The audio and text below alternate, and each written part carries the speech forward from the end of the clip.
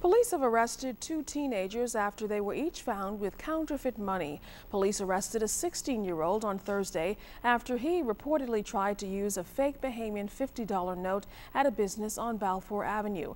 A little while later, police arrested a 17-year-old for the same offense. Police are appealing to the public to pay close attention to the currencies that they deal with. If you're uncertain of how to detect counterfeit notes, you can contact the Business and Technology section of the Central Detective Unit.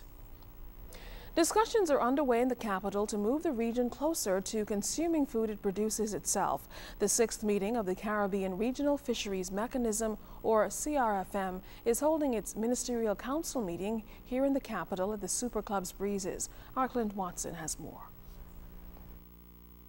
The Bahamas faces many threats to our fisheries resources, including poaching and unregulated fishing, limited access to export markets for our products, and invasive species like the lionfish, combined with environmental changes. The Caribbean Regional Fisheries Mechanism Council says all of those threats are being addressed. For the Bahamas, spiny lobster exports generate $75 million annually. In fact, about 90% of lobster caught are exported, making the local market highly dependent on international market demand. Agriculture and Marine Resources Minister V. Alpha Gray told the body that the Bahamas has established a spiny lobster fishery improvement project. The threat of invasive species and environmental changes can seriously hamper the harvesting of fish and the ability to produce enough to consume and export. That's why the Bahamas is giving serious consideration to fish farming over the next 5 years. Speaking to reporters following his address, Minister Gray expanded on the government's commitment to producing fish, in particular tilapia. We have had two approaches,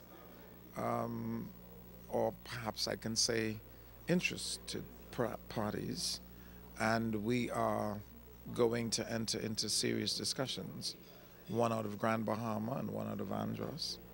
And it is my hope that the discussions would terminate in some kind of investment in the fish farming industry. It is big business, and it is almost a captive market for it. We are going to first seek to introduce farming of the tilapia, which is a good substitute for the Nassau grouper, and by that I mean when the season is closed. Recognizing that the fish products are not only long life, regional ministers agreed that it is long overdue to reduce imports. We are going to open it to investors who are willing to assist us in this process, local and foreign, because our food security program, our position, is cause for concern. We are not going to be able to do this overnight, but between agriculture and mariculture, we can become at least sufficient. We really only a country of about 400,000 people. Our food bill is now very close to $700 million per year. And with the advent of Baha Mar and the other big projects which we will soon announce, the food bill will be very close, if not surpass, $1 billion per year. Of that, Bahamians presently make less than 100 million. And it's forums like this one that the Bahamas is looking to talk to its regional counterparts to find out what works and what doesn't. All a part of the entire initiative of the region to ensure that we begin feeding ourselves. It saves lives, time, and money. Clint Watson, ZNS News. In light of the recent boating tragedy off Abaco, which claimed 11 lives, Commodore of the Royal Bahamas Defense Force Roderick Bowe is highlighting the importance of boating safety. Before they leave, that they should advise persons as to their intentions, and that they should also carry with them sufficient water supply, communication equipment, life jackets, which we find is always not always adhered to.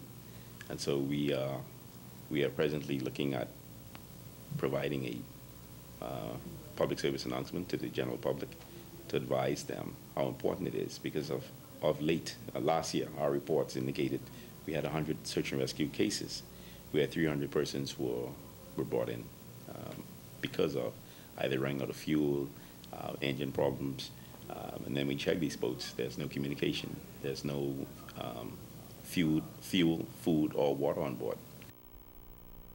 Now, the Commodore notes that a trip that was intended to take 2 hours could take 2 days or longer if the proper protocols aren't adhered to. Now, while it's not a legal requirement for boaters to file a boat plan, it is a safety requirement. Senior Lieutenant Bernie Wright made this appeal to boaters regarding safety. Particularly over the last weekend with the Crab Fest, there were a number of cases we responded to where we had to tow in vessels that would have run out of fuel or have mechanical difficulties. And when you inquire from the master of the vessel, you would find that the vessel was dry docked for a while, and before testing it, he actually, his tests would have been going to the actual site. So we would appeal to the boating public to ensure that they always remain safe by testing the equipment, having the necessary spares on board as well to rectify any mechanical defects that may occur while traveling.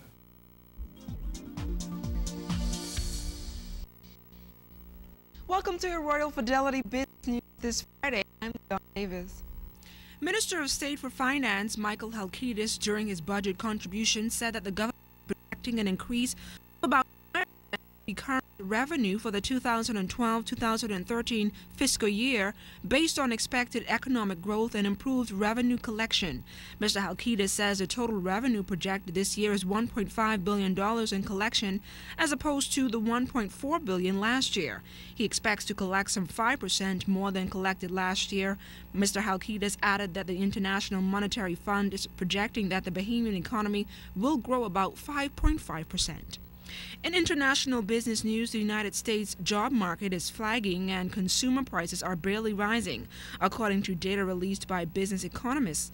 Applications for unemployment benefits rose last week, pointing to a fourth straight month of sluggish hiring in June. Consumer prices were also slightly down in May due to the plunge in gas prices. And that's a wrap on your Royal Fidelity Business News this Friday. I'm the Dawn Davis. Good evening, everyone.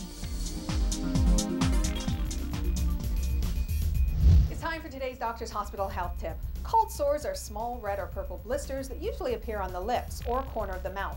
They often last a week or two, they form a crust, and then they disappear.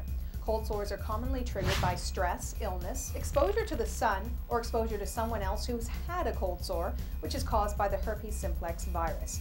If you're around someone who has a cold sore, avoid kissing them, touching their mouth, or sharing drinks, utensils, towels, or napkins.